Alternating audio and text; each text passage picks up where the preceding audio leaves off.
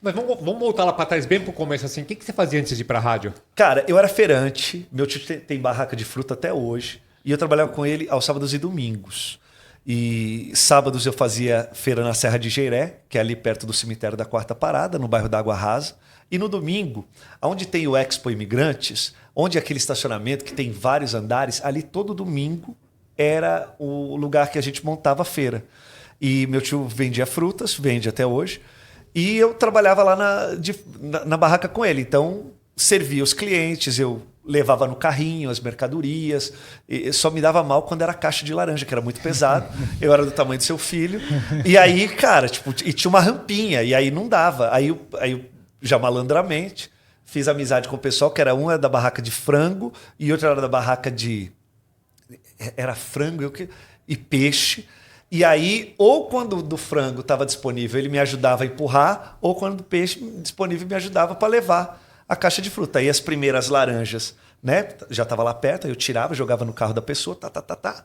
E aí depois eu só pegava a caixa que ficava mais leve, aí eu conseguia ir. Quantos anos? Ah, amigos, 7, 8 anos, Caramba, né? hein? Que hora que você acordava para ir pra feira? No sábado, da sexta para o sábado, a gente acordava. Meu tio saía primeiro, saía meia-noite. E a gente saía depois. Ele saía. Era sábado para domingo, meia-noite. E a gente saía no primeiro momento que o metrô abria. Naquela época, eu acho que abria 5 horas da manhã e a gente já estava na porta do metrô. Eu lembro que a gente esperava abrir e o primeiro metrô que ia, a gente ia lá para o Jabaquara. Mas só com frutas? Trabalhou com outras coisas? Trabalhei com frutas, mas aí depois eu quis começar a empreender. E aí, nessa história de começar a empreender, tinha uma feira de sexta-feira lá perto de casa. E eu trabalhava e eu estudava à tarde. Então, eu comecei a falei, cara, por que eu não monto cartelinha de tempero? Aquelas cartelinhas de tempero. Então, tem um aqui vem orégano, outro que vem louro. E aí, eu não tinha... Cara, eu só tinha vontade, eu não tinha nada. E aí, eu vi o cara como é que ele selava, porque precisava selar bonitinho, grampear. Tal. Eu falei, bom, o grampeador eu sei onde dá para comprar, na papelaria, baratinho. Aí, aquela tira, eu sabia também, você comprava aquelas tiras de bolo... Né? O cara que coloca aquelas tiras de bolo para depois embrulhar e não pegar o chantilly. Então eu já sei também onde é. Mas aí tinha a parte mais cara que era a seladora. E aí, como é que você vai fazer o negócio da seladora? Aí eu falei, bom, aí você e se descobre. Aí você acende uma vela, coloca a vela acesinha aqui. Aí você pega um pedaço de papelão e o plástico. Aí você dobra o pedaço do plástico e coloca o papelão aqui. Você passa na vela, selou. Pai, você grampeia e já era, amigo. E tá tudo certo. Porque gênio! Não, mas que quando a gente quer e a gente tem vontade, não tem. O povo pode falar não para você, mas você sabe o que você quer e você vai atrás do sim. E aí comecei, de sexta-feira ia lá na coisa, putz, era difícil porque não tinha clientela nenhuma, mas depois comecei a vender. Você falava aqueles versinhos, aquelas coisas? Do mamão, tipo, a mulherada, os homens e tal, não sei o quê, eles gostam de apertar o mamão. E só, cara, depois você vê, parece a carteira de identidade, numa mão assim. Um monte de... Aí você falava, quando você via que a pessoa tava socando o dedo numa mão, não aperta que ele grita, dona, segura aí. Aí você via uma gostosona, uma bonitona.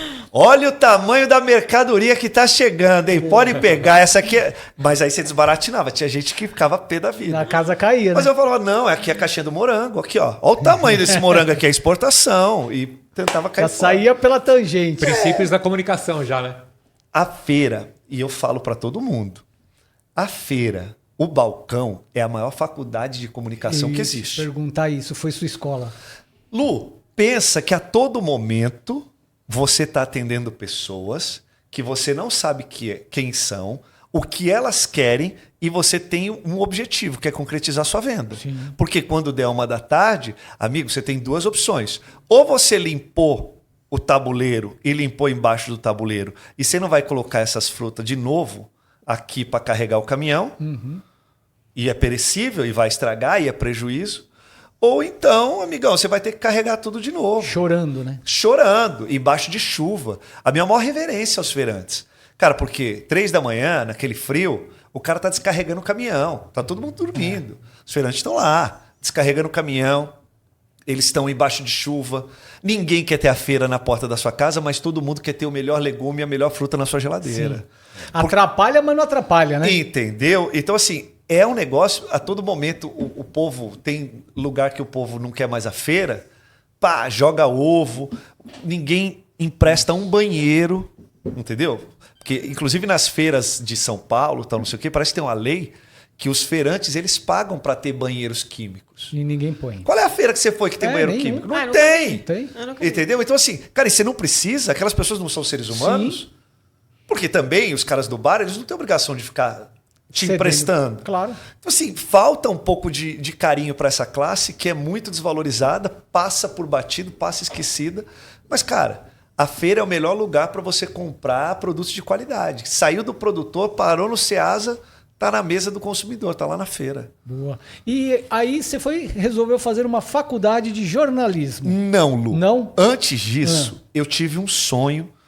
Meu sonho sempre foi trabalhar na televisão. Sério? E quando eu encontrei o Gugu pela primeira vez, eu falei, Gugu, você não acredita. Eu tinha certeza que você ia lá me visitar na minha casa, que tinha o Gugu na minha casa. Sim. E eu mandava um monte de carta, tal, não sei o quê. E eu escrevia, e eu já idealizei, porque quando a gente tem fé no negócio, você idealiza como ele vai chegar até você. Então, como é que eu idealizei o Gugu? Gugu, você ia chegar lá na minha casa e aí eu não ia estar. Mas aí, como eu morava a um quarteirão, como eu estudava a um quarteirão da onde eu morava, você ia fazer uma surpresa. E nessa de fazer uma surpresa, você ia conversar com o povo lá, com a diretora e tal, e você ia me surpreender na escola, na frente dos meus amigos. Ou seja, você já fez um roteiro Eu todo. fiz o roteiro, era meu, na minha cabeça de pivete. Meu sonho, meu roteiro, dá licença? Contei pra primeira vez. E o olho dele ficava assim, olhando. Você via que o olho dele brilhava. E eu ficava olhando para aquele olho também. Eu falei, putz, eu fui lá na Taliba Leonel. Meu irmão era de colo. Meu irmão hoje tem quase 40 anos. E aí eu falava, mãe, ó lá, me leva. Aí minha mãe foi, a gente levou, era a banheira do Gugu de um lado. E aquele labirinto do cachorro. Era um macaco que jogava um prato assim, ó, olha que louco. Tinha um macaco que ficava... Era o macaco do Beto Carreiro, a Xuca. Aí o cara colocava um capacete, o macaco ficava com o domador jogando um prato de cerâmica. Mano, prato de cerâmica para cair na cabeça. E se você pegasse o prato, você levava, sei lá, R$50. Então, era um negócio que a televisão era muito mais viva. E ela mexia com a gente. A gente queria estar ali, queria estar perto, aquelas pessoas fora do comum. E aí, nesse lance, eu falei, é isso que eu quero para minha vida. Eu gostei desse negócio. Aí, o que eu fazia? Às sextas-feiras, no Mulheres da TV Gazeta, que era apresentado pela Ione Borges, Sim. nessa época que eu vinha, eu falei, mano, olha, eles deixam entrar. Porque nos auditórios do SBT não podia entrar homem, só podia entrar mulher. É, Silvio Santos. E aqui podia entrar. Aí eu vim aqui na Paulista, saía lá do colégio lá na Zona Leste, na Vila Formosa, e vinha correndo aqui pra Gazeta para assistir. E vim. E, cara, eu tinha certeza, eu olhava essas luzes, essas coisas, microfone. Por que aquele canhão de luz tá ali? Por que aquela câmera tá ali? Por que... Aí eu falei, putz, é isso que eu quero. Mas aí você vai começar como, amigo? Meu pai não é famoso. É isso que eu ia falar. Você Minha não, mãe não é famosa. Não conheço ninguém. não tem o QI. Aí fui ser balconista. Aí fui ser balconista de uma loja de embalagens e artigos para festa. Tinha 15 anos. Passando na Avenida Sapopemba, aí tá lá uma plaquinha. Admite-se ajudante geral. Aí eu fui... Eu lembro... Perfeitamente. Eu fui devolver uma fita VHS na locadora. Aí falei pra minha tia Lene. Cheguei em casa, ela não foi comigo, mas só fui devolver. O que é ajudante geral? Aí ela falou, aquele que faz tudo. Falei, mas será que eu sei fazer? Ah, filho. Falei, me leva lá, vamos lá comigo? Aí foi lá comigo. Olha, vem essa placa de ajudante geral. O senhor não quer? Pode preencher? Você já trabalhou em algum lugar? Falei, trabalhei na feira. Ah, trabalhou na feira? Beleza. Por coincidência, o dono da loja era feirante, ex-feirante. Olha que louco. Aí ele falou, o cara que trabalha na feira, ele é desenrolado, ele faz de tudo. O que você fazia lá, menino? Eu falei, não, eu carregava a caixa. Ah, beleza. Você já tem a carteira de trabalho? Eu falei, não tenho carteira de trabalho ainda. Quantos anos você tem? Eu vou fazer 15. Então, assim, volta daqui a um mês. A vaga é sua. Volta daqui a um mês, já vai providenciar sua carteira de trabalho e tá tudo certo. E assim eu comecei. Mas o lance da comunicação sempre... Né, e era uma loja de embalagens e artigos para festa. Então aí eu tive a ideia com uma amiga minha de fazer animação em festa infantil, que eu já queria o microfone. Eu preciso chegar ali, mas como é que eu vou dar esse olé? Eu não sei. Um pulo. Mas tô indo. Aí, então, o que eu fazia? Eu era o cara que apresentava, fazia gincanas e tinha lá os personagens. A gente foi na 25 de março, comprou 2 bonecos cabeçudos. Na época era o que estava fazendo sucesso. Era o Piu Piu e era o Bananas de Pijama. Então, meio que a gente dividia o negócio ali para acontecer. E aí, foi 1, 2... Aí eu falei para ela, mas Érica, e se a gente fizesse um show numa praça pública? Porque aí... Você entendeu qual era Sim. o meu... Eu não queria... Era o gancho. Se a gente não fizer... Ela falou, eu acho que pode ser bom. Aí falei para minha mãe, aí fiz um panfleto. Aí minha mãe fez o panfleto na máquina de Xerox. Eu trabalhava lá tinha máquina de Xerox. Aí fez num tamanho A4 e depois, como se fosse panfleto, um aqui, são 4 panfletos que eu cortava. Então, para anunciar esse show, o que eu fazia?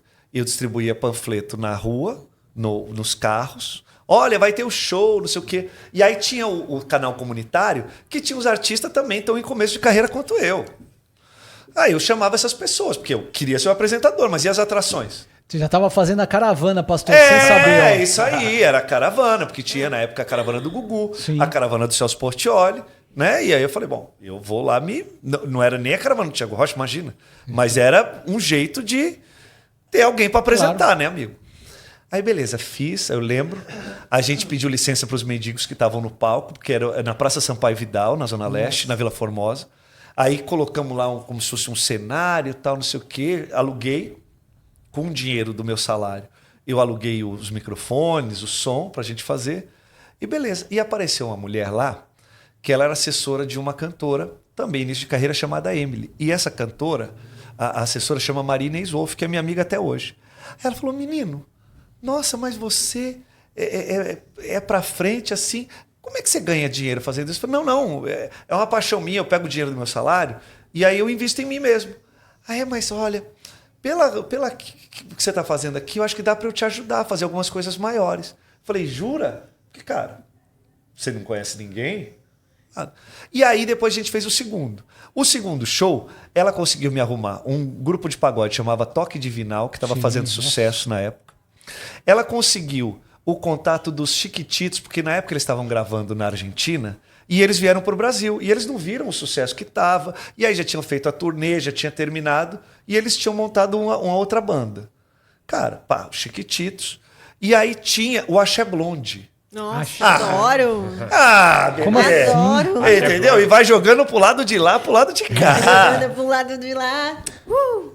Aí já teve mais gente no show. Aí eu falei, irmão, é isso. Gostei, é isso. Mas ela falou, mas Thiago, você precisa ganhar dinheiro, porque você tá pegando o seu salário todo de balconista e tá dando num negócio que eu vou ver o que eu posso te ajudar. Bom, passou um tempo. Aí ela fala, olha, Thiago, me chamaram para produzir um evento, mas precisa de um apresentador, mas não tem cachê. Eu falei, não, mas eu vou. Por quê? Eu estava pagando para apresentar. De graça? Se só não tem cachê, eu já estou ganhando, Já não vou tá tirar no meu lucro. dinheiro. Vai negativo já. negocião. Aí fui lá, chamava Point Brasil, e ali perto do shopping Tietê, e era uma casa noturna. E por coincidência, na inauguração dessa casa, eles estavam fazendo o Telegrama Legal. Auge de audiência, Gugu, Faustão, 30 pontos de um Aquela lado, briga. 30 pontos do outro. E aí veio um cara. Primeiro veio uma produtora chamada Luciene Barco, porque eu não esqueço as pessoas que me estenderam a mão, mas eu também não esqueço aquelas que foram cretinas comigo. E a Luciene Barco, que depois a gente trabalhou na Record em 2012 na Record, acho que é 2012, 2013, ela trabalhava com o Maurício Nunes, que veio tempos depois a ser diretor artístico da Rede TV, e trabalhava com um cara fantástico que eu não tenho mais notícias dele, que é o Aldrey Costa. Aldrey. Não é o Aldrey Mazei, o Aldrey Costa. Porque eram 2 Aldrey. Cara, caí no mesmo negócio, daí o quê? Aldrey e Aldrin. É um negócio muito parecido. E aí eu não tenho mais notícia dele. Mas aí ele veio, menino, você já fez televisão? A Luciene, você já fez televisão? Eu falei, nunca fiz. Mas olha, acho que você poderia fazer. Você não quer fazer telegrama legal com a gente? Eu falei, como é que é isso? Porque tinham câmeras gigantescas, ninguém tinha microcâmera e precisava pegar as reações, aquela coisa toda. Então, qual era a traquitana? Você coloca um cara de figurante como repórter, e o pau tá acontecendo lá atrás.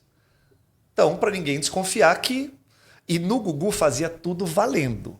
Pelo menos todos que eu fiz, era tudo valendo. Se desse errado, pega tudo e joga fora. Caraca. E, cara, no primeiro, fiz, né? Me convidaram, fiz. Aí mandava o carro para casa da gente. Aí, cara, pagava o cachê R$200 naquela época. Se hoje 200 já dá para... Né? É um dinheiro. Naquela época, duzentão... Era um negócio, era um acontecimento. Pra quem tirava do bolso, né? Tá ótimo. Pô, tudo no lucro. De carro, Babi. Tô saindo de carro de casa e ainda tô colocando 200 conto. E o lanchinho? Tinha lanchinho? Não, lanchinho não tinha, mas tinha uma água, tal, não sei o quê. Mas se precisasse, tinha, porque era produção, assim, fantástica. E aí comecei a fazer. Mas depois, fiz uns 3, 4, aí tinha o Festa do Malandro na Gazeta. E aí, ao invés de 200, era 500 de cachê. Opa! Aí eu falei, beleza, tal, não sei o Já tô virando canhão. Era uma produção independente, o negócio todo, e eu não sabendo, cara, você me prometeu que você vai me pagar 500, eu vou lá fazer. Lógico. E eu encontrei a Elaine, que era malandrinha até hoje, uns 15, 20 dias atrás, na Festa da Liberdade, eu falei, ô Elaine, você lembra disso? Falou, claro, quando a gente saiu na Playboy, que era uma BMW Z4, que hoje ainda passo na rua, o povo acha que é minha. Porque qual era a pegadinha? A Elaine, com o dinheiro do cachê da Playboy, comprou uma BMW Z4. E a gente ia fazer uma palhaçada, uma zoeira para deixar ela pé da vida. E aí fizemos. Amigo, foi pro ar, não recebi os 500 até hoje, acabei me queimando no SBT, porque eu larguei os caras falando sozinho. Aí eu já comecei a aprender que nem sempre o dinheiro tem que estar em primeiro lugar. Você tem que... As pessoas te tratam bem, você tá feliz ali, cara, tenta até negociar um negocinho melhor. Mas não faz isso, porque eu deixei amigos. Até pela minha falta de maturidade. Mas não é sempre assim. O dinheiro não pode estar em primeiro lugar. Corrompe, né? E aí, cara, fui começando a trilhar minha história. O Maurício Nunes depois virou diretor artístico da Rede TV. Eu acabei perdendo contato com ele. Se eu tivesse sido firme com ele, talvez eu teria já ido para a Rede TV naquela época, anos atrás. Mas aí eu recomecei tudo de novo. Eu estudava na faculdade. E eu batia lá na porta do CIE todo dia. Ai, tem não sei o quê. Tem... Ai, vaga. Senhor, mano, a mina já sabia o meu RG de cor. 29, 4, 5. E ela ia. Aí, aí puxou. Olha, tem uma rádio aqui. E era na antiga Rádio Sucesso. Rádio Cidade, que virou Sucesso. E aí, cara, cheguei por um azar. A chefe, alguém parente dela tinha morrido. Ela tinha marcado comigo, mas numa emergência foi embora. Aí, sumiram com a vaga. Falei, não, mas aquela. Aí, beleza. Olha, tem uma aqui, Planalto. Não é Rádio Planalto. É Planalto? Rádio Planalto FM. Rádio Planalto FM, Praça Oswaldo Cruz, 124, 17º andar. Eu falei, mas qual é essa rádio? Não, a gente não sabe, mas se você quiser eu posso marcar a entrevista para você. Eu falei, quero, não tenho nenhuma. Pô, eu vou ficar balconista até quando? Aí cheguei lá, tal, não sei o quê. Fui atendido por uma mulher maravilhosa, Regina Célia. Assistente da diretoria artística. A memória é incrível. Né? Mas então, para quem me estendeu a mão e para quem me puxou o tapete, eu lembro como se fosse hoje. E aí comecei a minha história lá no 89.